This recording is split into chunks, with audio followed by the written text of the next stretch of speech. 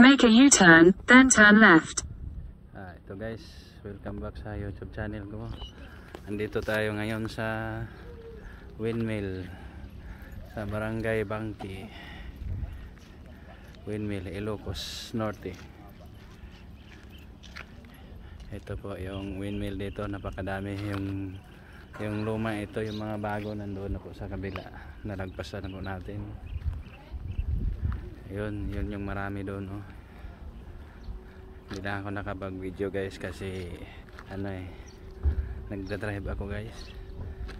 Yan, ito mga kotse dito galing pa tong Maynila, yung iba Cavite. Yan,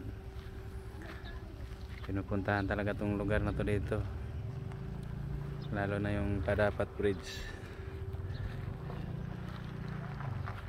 Guys, kung gusto nyong pumunta dito guys, mag-PPM lang po kayo. Mayroon tayong ito po yung high-is na pwede natin i-rent po. Mura lang po guys, pag-usapan natin yung presyo.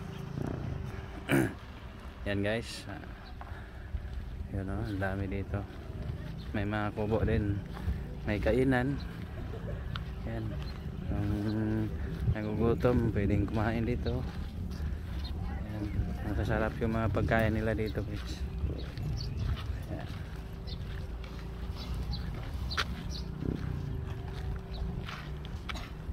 Guys, galing pa yan sila sa malalayo.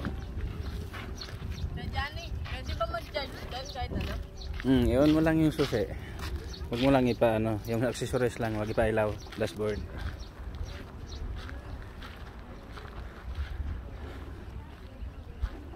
Ayan, ganda dito guys, oh.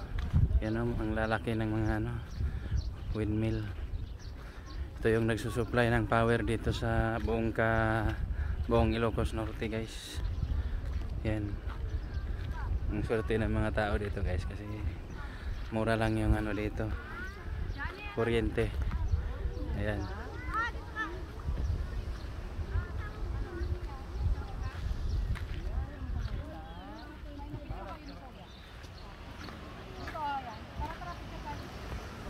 Ayan, at saka tabing dagat siya guys, napakaganda.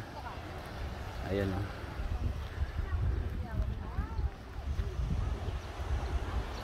ayan, ang daming pumupunta dito guys, nagpipicture sa tabing dagat.